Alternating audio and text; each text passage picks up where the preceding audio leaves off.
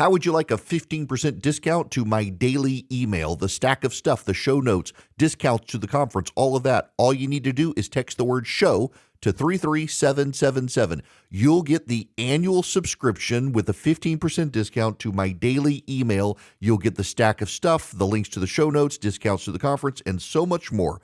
All you have to do is text the word show, SHOW, to 33777. Text show to 33777.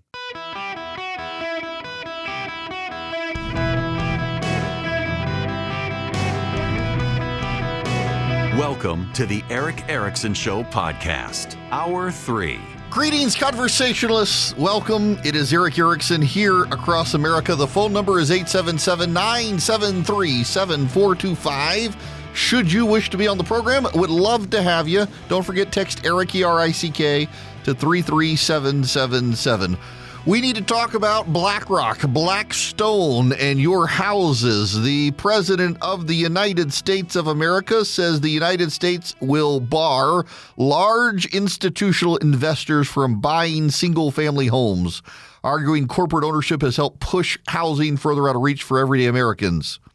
Quote, for a very long time, buying and owning a home was considered the pinnacle of the American dream. It was the reward for working hard and doing the right thing. But now, because of the record high inflation caused by Joe Biden and the Democrats in Congress, the American dream is increasingly out of reach for far too many people, especially younger Americans. It is for that reason and much more that I am immediately taking steps to ban large institutional investors from buying more single-family homes. And I will be calling on Congress to codify it. People live in homes, not corporations. Now, you should know private equity giants, real estate investment trusts, and other large institutional investors have amassed sizable profiles, I'm reading from CNBC, of single-family rental homes over the past decade. Many have argued that these investments have reduced housing supply for would-be homeowners and helped drive up prices. On the right, BlackRock has gotten a lot of fingers pointed at it. BlackRock was Larry Fink. He's a progressive Democrat. He was one of the big engineers of pushing corporations on DEI and ESG, environmental social governance policies, left-wing policies, trying to steer companies away from fossil fuels, things like that. BlackRock is a villain on the right because of the progressive politics of its owners and how it has tried to pressure companies. But BlackRock actually isn't in on this. They get the blame. It's actually Blackstone, a different group that has been doing the real estate investment. BlackRock is not. Blackstone has, and Blackstone is run by a Republican. This again from CNBC. Invitation Homes, which is the largest renter of single-family homes in the country, tumbled 6%. Shares of Blackstone, an investment firm that owns and rents single-family homes, dropped more than 5%. Private equity firm Apollo Global Management also declined over 5%. Full disclosure, my flagship station, WSB, where I'm an employee, is owned by Apollo. The national median existing single-family home price was $426,800 in the third quarter of 2025 after hitting a record high of $435,300 in the summer, according to the National Association of Realtors. The average rate on a 30-year fixed mortgage was 6.19%. According to Mortgage News Daily. Blackstone was the largest private equity owner of apartments in the U.S. with more than 230,000 units, according to data from Private Equity Stakeholder Project. Blackstone in recent years has spent billions acquiring real estate companies such as Tricon Residential, American Campus Communities, and Air Communities. Now, I don't know exactly without an act of Congress how it will be codified, although Tim Scott, the head of the committee overseeing housing in the Senate, the Commerce Committee, has embraced this idea and has written a bipartisan piece of legislation called Road to Housing. Scott said, quote, my focus is on advancing meaningful solutions that expand housing supply and lower costs, including building on our unanimously passed Road to Housing Act, because it's how we make the American dream more attainable. Let me give you some data here. This is from National Public Radio. Institutional investors have been buying and renting out houses for more than a decade. They found a surprising nuance. Investors can and do make home ownership harder to obtain, just as critics complain, but by providing rentals, they make neighborhoods more affordable and more diverse. They're diversifying the suburbs. The major corporations that do the rental are actually diversifying neighborhoods because they actually make it a priority to do diverse neighborhoods. Many of them convert their housing into Section 8 housing as well, and they can bring in criminals and lower property values in neighborhoods. That's one of the problems.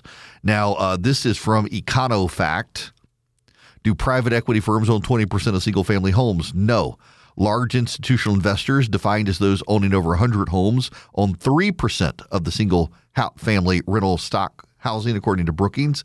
This share is higher in some local markets. In the 20 metropolitan statistic areas where these investors are most present, they own 12.4%, but they still own far less than the 20% nationwide. The Urban Institute similarly finds they own only 3.8% of national single-family rental stock. Considering purchases rather than holdings, investors bought nearly 27% of all homes sold in the first quarter of 2025. However, most of those purchases are likely by small investors, as they own 85% of all investor-owned rental properties, residential properties. So I'm giving you all the data here because I want you to have a broader look, because I have done several monologues in the past on this issue that these major investment companies were coming into neighborhoods, buying up properties and renting them out. And it turns out it's not actually true. They are buying homes. However, most companies that are buying homes are actually mom and pop individual investors who are buying houses, converting them into Airbnbs and other rentals in neighborhoods. The big companies, Blackstone, for example, isn't out buying a bunch of houses. Blackstone is out buying apartment complexes. BlackRock gets the blame. Blackstone is the one actually buying residences, but the residences Blackstone is buying are mostly apartment complexes, not actually individual houses. There is a company buying houses out there. I mentioned that one. It was Invitation Homes, the largest renter of single-family homes in the country. But in the grand scheme of things, it's not a lot. Here's the problem.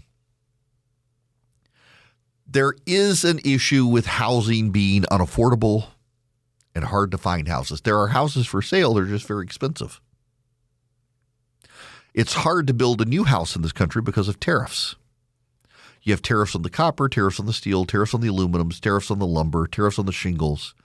The president actually just waived this. He was going to apply tariffs to cabinetry and furniture. He just waived those tariffs because it was costing people a lot of money.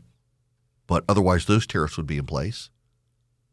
But it's not all tariffs' fault either. And a lot of people don't like the president want to just say it's the tariffs. It's not just the tariffs. It's land use regulations as well. A lot of communities now, there's a buddy of mine was telling me the other day, one of his friends just bought land in a community, and that community doesn't want a lot of people. So you have to buy 5 acres of land to build a house, to ensure that a lot of people can't move into the area because they don't want a lot of growth. If you want to buy land and build a house in the area, you have to buy at least 5 acres. If you buy less than 5 acres, you're not allowed to build land. You're not allowed to build a house. There are a lot of communities that don't want massive neighborhoods.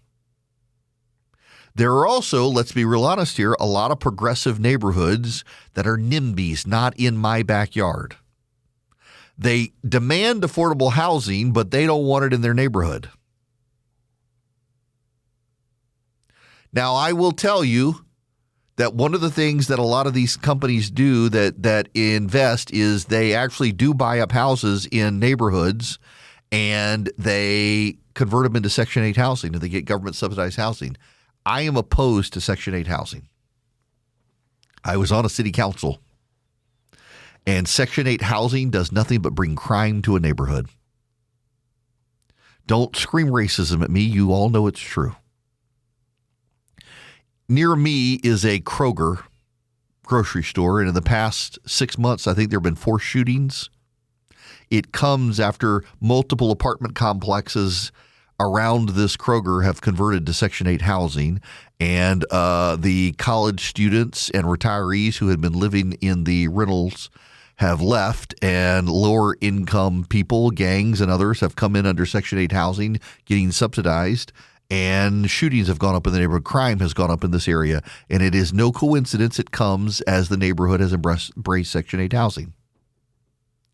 A lot of the landlords who buy up these houses at the corporate level are converting neighborhoods to Section 8 housing because they get government subsidy to put people in these neighborhoods, and it brings crime with them.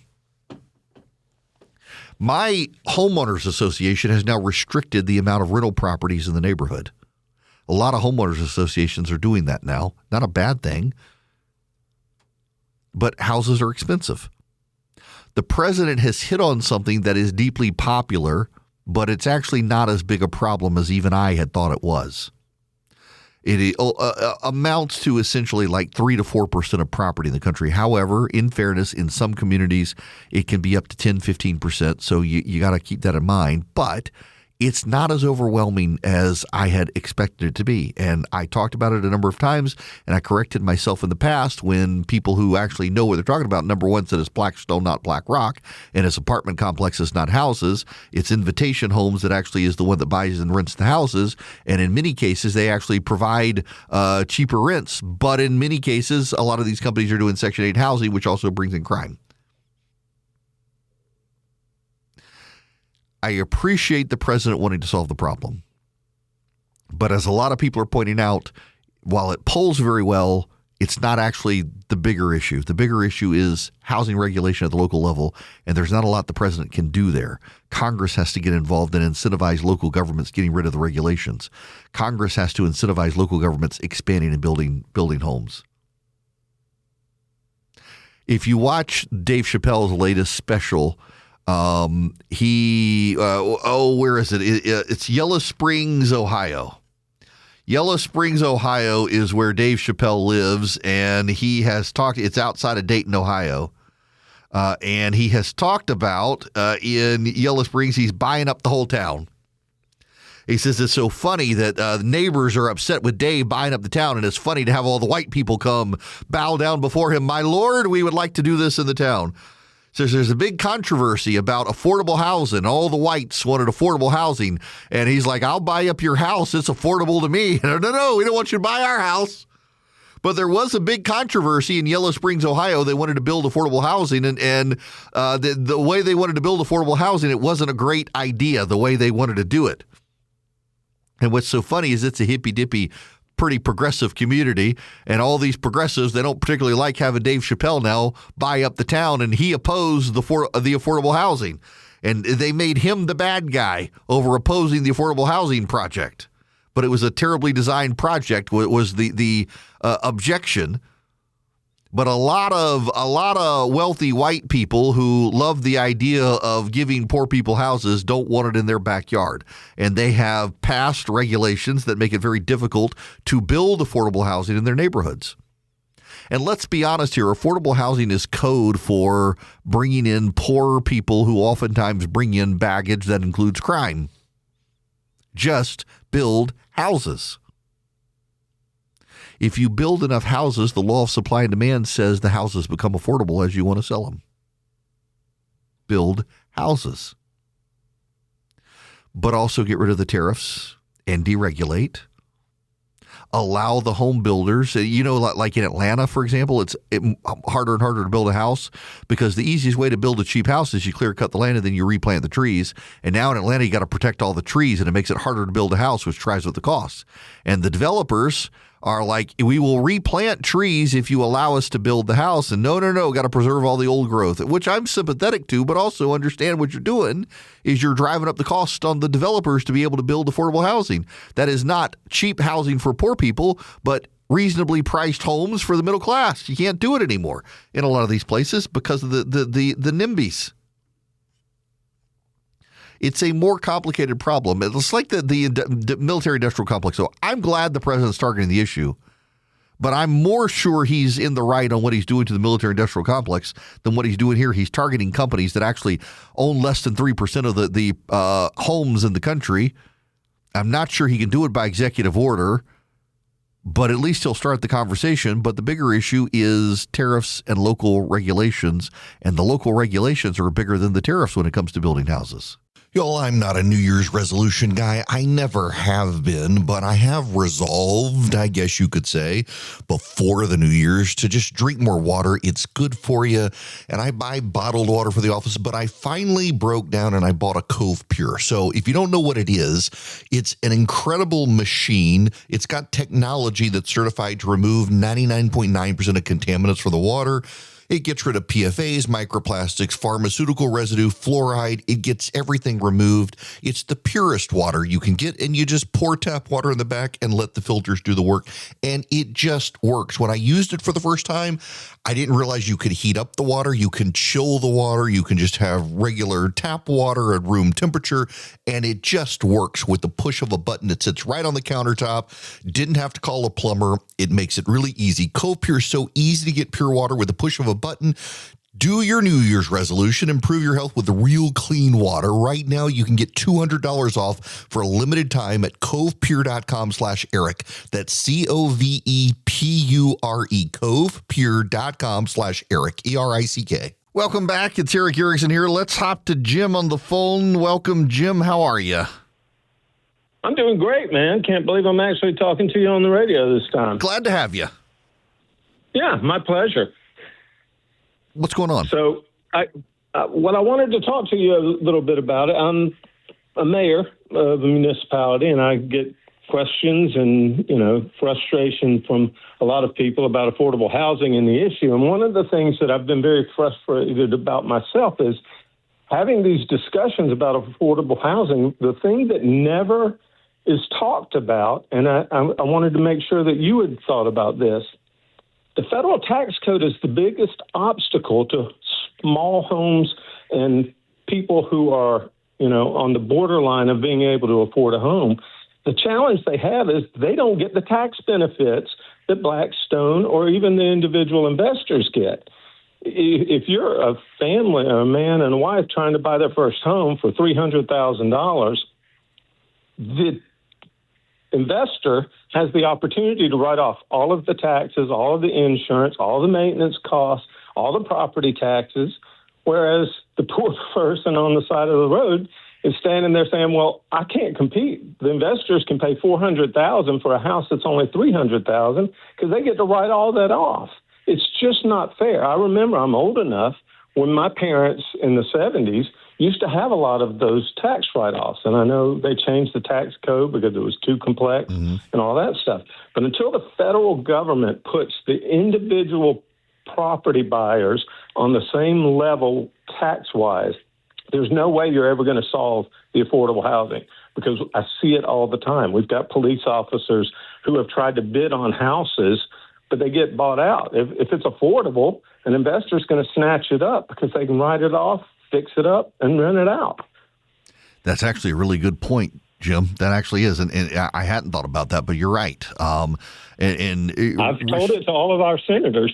Yeah, look, I'll join you in that. Then that's actually a good point. So Jim, let me let you go there because I don't want to cut you off here. But a buddy of mine who's a realtor sent me a website that shows just how land use regulations as well in communities driving up the costs of housing for people, and how local regulations on even landscaping and trees and stormwater runoff and retention. And I remember when I was on city council opposing a tax that would have been placed on homes based on how much concrete they had around their house because of stormwater runoff and things like that. And just the amount of costs that go into building houses now and the taxes. And Jim's point is great. When I hadn't thought of being able to offset those costs, you did used to be able to do that for homeowners. So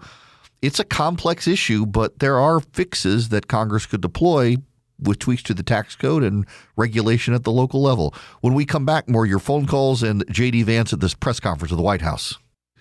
Hello and welcome. It is Eric Erickson here. There's been an ongoing White House briefing that I want to get to. But first, I got to tell you this. This hit the wires a little while ago. And I find this very, very notable. And I'm not surprised. There is a corner of the right that has embraced Tulsi Gabbard, the Ron Paul wing of the right. She's never really been very pro-America. She's was placed as Director of National Intelligence in large part because it's a do-nothing job with the title. The CIA director is actually, and the NSA directors are way more powerful than the National Intelligence Director. And now there is this from Bloomberg. The White House excluded Director of National Intelligence Tulsi Gabbard from months of planning to oust Nicolas Maduro because her previous opposition to military action in Venezuela cast doubts on her willingness to support the operation. The move to cut Gabbard out of the meetings was so well known that some White House aides joked that the acronym of her title, DNI, stood for Do Not Invite. According to three of the people, they asked not to be identified, discussing private conversations. A White House official denied there was such a joke. As a Democratic congresswoman in 2019, Gabbard said the U.S. needed to stay out of Venezuela, and as recently as last month, she rallied against warmongers pushing the U.S. into conflict. The exclusion was the latest evidence of a long-running tension over Gabbard's role in the Trump administration and has underscored how the president's decision to oust Maduro, despite campaigning against starting new wars, has widened fissures not only among MAGA supporters but within his team.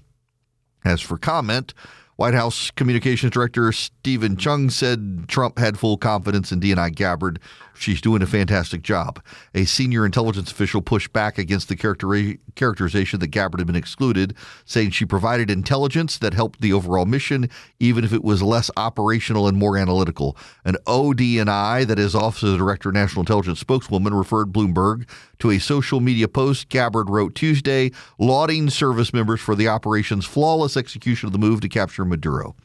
Now, what's so interesting here is that there are multiple press reports that not only claim Gabbard was excluded, but that J.D. Vance had nothing to do with it. And the White House trotted out J.D. Vance today and put him in the White House press briefing as they are pushing back on claims he wasn't involved. But if you actually see any of the pictures of any of the meetings, Vance was nowhere to be seen. And in fact, I am told very reliably, Vance really wasn't a part of the planning. Vance is of the isolationist wing, as is Gabbard, and they were largely excluded from this. But the president dearly loves J.D. Vance. He is a great guy, and the president doesn't want it seen as if he was excluded. Vance is in an awkward position, as where a lot of the people who support Vance for 28 are already in the isolationist camp. And I think he's threading a needle very carefully by not being involved in some of this stuff, letting Rubio carry the baggage and the neocon label and what have you. Vance has played it pretty shrewdly. But now he is back at the White House and participating in a White House press conference. I want to get to some of the bits of the White House press conference, and I want to start with Nandina Bose, who was asked the vice president this. On the agent, is he still on duty? Well, leave on administrative leave, and what really was the target of the operation on Wednesday? Of the ICE operation on Wednesday? Well, first of all, it was a legitimate law enforcement operation. We were going door to door to try to find criminal illegal aliens and deport them from the United States of America, because if you come to our country illegally in violation of our immigration laws, then we have the mandate, and in fact, we have the legal duty to enforce those immigration laws. Whether he's been placed on administrative leave, I don't know the answer to that question. I'd refer it to the Department of Homeland Security, and they can follow up. I will say, look, I would appreciate everybody saying a prayer for that agent. Look, in the past 6 months, he has been hit twice by a motor vehicle. One time, the first time, it led to over 30 stitches and very serious injuries to his legs. This is a guy who's actually done a very, very important job for the United States of America. He's been assaulted, he's been attacked, he's been injured because of it. He deserves a debt of gratitude, and I think the media prejudging and talking about this guy as if he's a murderer is one of the most disgraceful things I've ever seen from the American media. Amen, amen, and amen. Now, there is also this, where is it? This is Rachel Bade and the vice president. On a related question here, I mean, Democrats have accused ICE of murder. They've said they're targeting Americans. They've told ICE to get the F out of Minnesota. This is going to stoke the fire against ICE agents, and you're talking about ICE agents right now and being concerned about them. What, if anything, is the administration going to do to make sure these folks are protected during these protests? But also, should DHS sort of revisit their procedures here? I mean, nobody wants to see an American killed. Are there changes that need to be made to make sure something like this doesn't happen again? Look, first of all, of course, nobody wants an American citizen to be killed. This is absolutely a tragedy, but it's a tragedy of the making of the far left. They have radicalized a very small segment of the population, taught them that ICE agents are engaging in wide-scale violation of people's rights. What our ICE officers are doing is deporting the millions of criminal aliens that were let in during the Biden administration. So number one, we have to say, as a matter of leadership, and I would appreciate if the Democrats would join me on this, let's be honest about the fact that we have way too many illegal aliens in this country. Our ICE officers should be supported in doing their job. You're trying to actually marshal the far left lunatic fringe to engage in doxing, to try to make it impossible for them to enforce the law, and in some cases actually to engage in acts of domestic terrorism against our law enforcement officers. When you talk about different plans, different protocols, different policies, I forget exactly how you asked the question. Here's the simple fact. What we're going to do is make it easier for the American People's Administration to enforce the American people's law. And that means that Democrats have to stop rallying the mob against legitimate law enforcement operations. And that means that we are going to get tougher. And that's what this AAG position is about. We're going to get tougher at the people who are defrauding the United States by inciting violence against our law enforcement officers. That's one of the things that we're going to do. We've already started that work at the Department of Justice, but we're going to keep on doing it, and this new AAG position is going to kick that into high gear. This position he's talking about will be an assistant attorney general designed to investigate fraud, which is a good idea. Here's Peter Ducey now asking a question. Vice President Vance, you just suggested that this woman who was killed, Renee Good, is part of a broader left-wing network. Who do you think is behind this broader left-wing network? Well, it's one of the things we're going to have to figure out, but here's the way that I put it. When somebody throws a brick at an ICE agent, or somebody tries to run over an ICE agent, who paid for the brick? And who told protesters to show up and engage in violent activity against our law enforcement officers?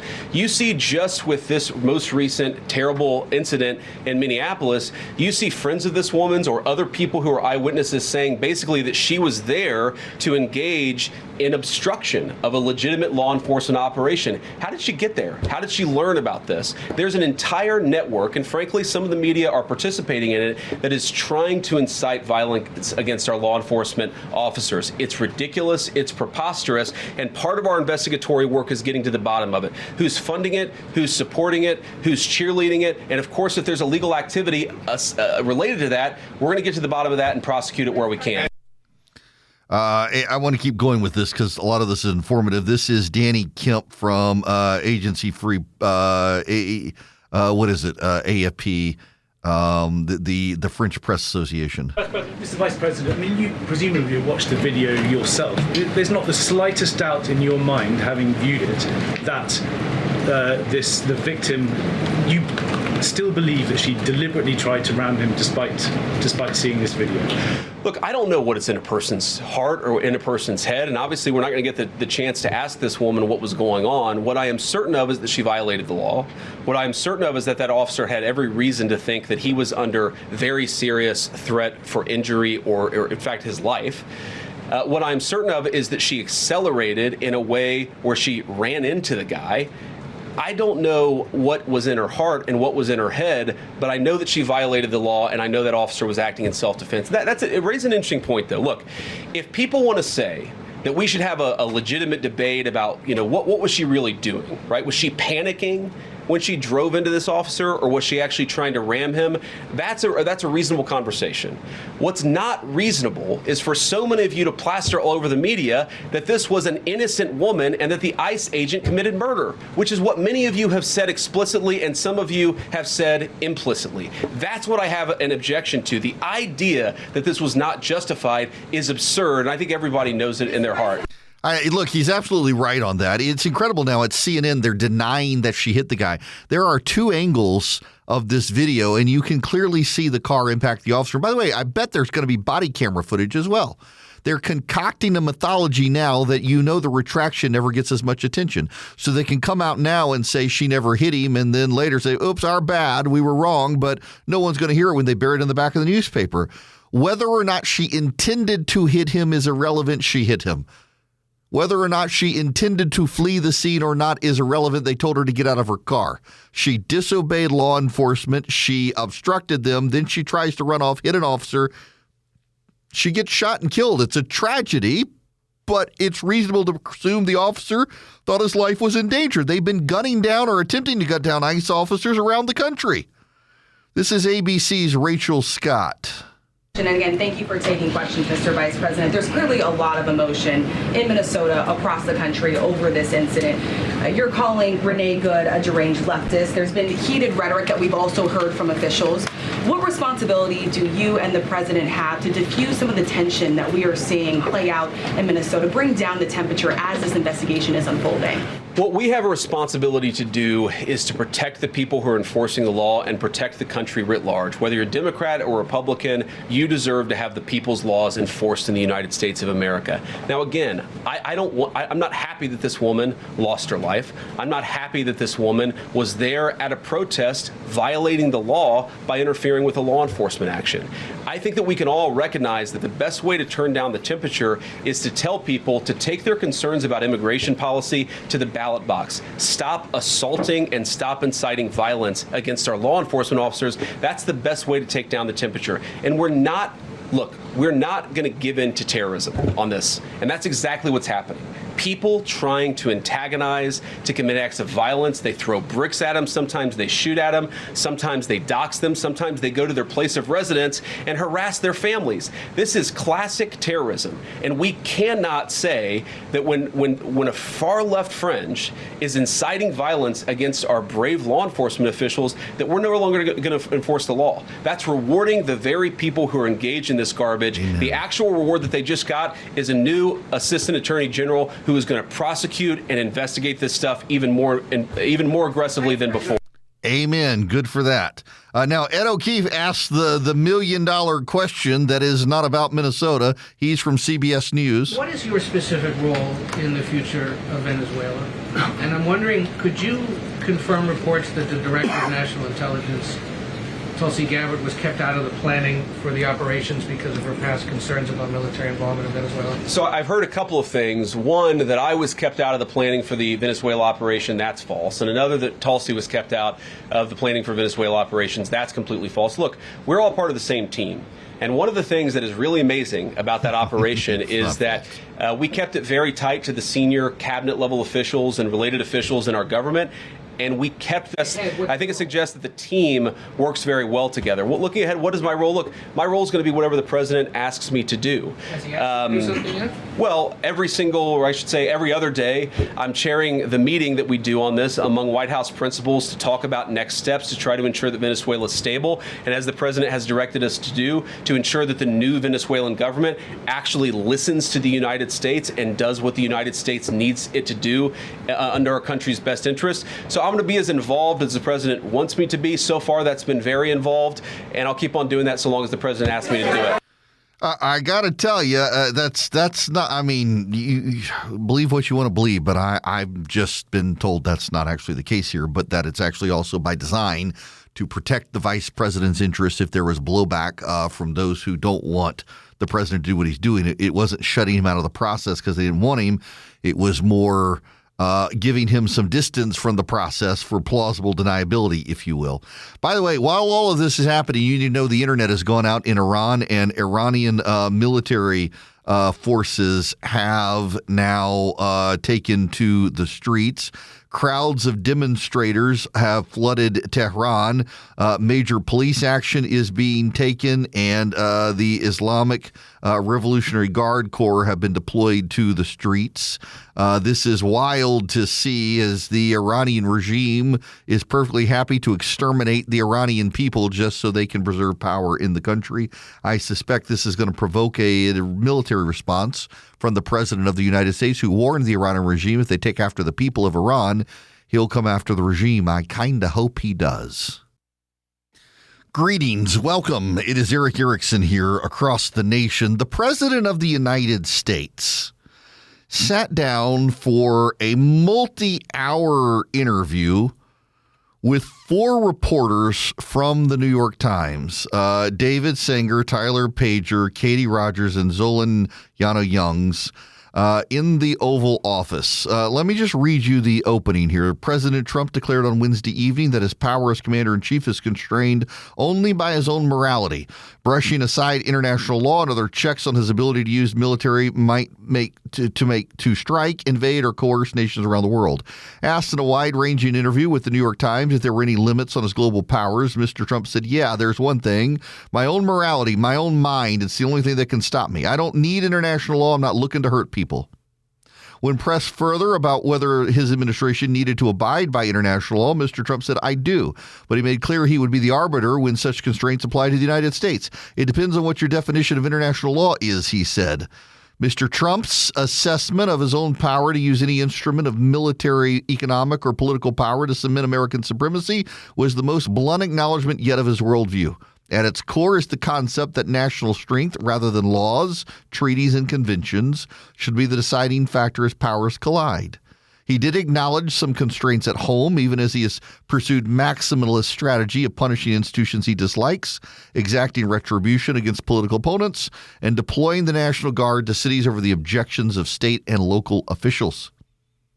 He made clear that he used his reputation for unpredictability and a willingness to resort quickly to military action, often in service of coercing other nations. During his interview with the Times, he took a lengthy call from President Gustavo Petro of Colombia, who was clearly concerned after repeated threats.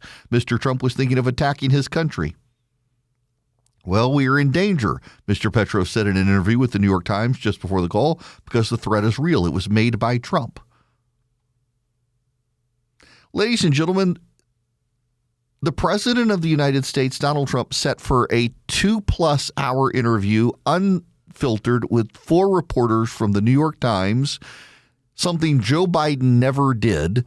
And the Democrats would have you believe there is something mentally off about the president. Now, in fairness, I would say there is something mentally off. If you're going to sit with the New York Times for over 2 hours, there's got to be something wrong. Trump wanted to do it. He wanted to do it. Joe Biden never did this with anyone, and the Democrats would have you question the mental fitness of this president. You got some Democrats out there after the Venezuelan engagement screaming about the 25th Amendment. Y'all, the President of the United States has done something, and he should be commended for his willingness to engage with a press that doesn't like him. He sat with a hostile media that does not like him, reporters who do not like him, and he gave them over 2 hours of conversation in the Oval Office. They could ask him anything. Nothing was off limits. You may not like Donald Trump, but if you're a Joe Biden supporter, you should at least be intellectually honest enough to know he didn't do it and couldn't do it. I am 100% impressed with the president's willingness to do this with the New York Times, particularly with the Times, one of his biggest critics. The president's willing to engage with his critics. Maybe we should see if we can get him on.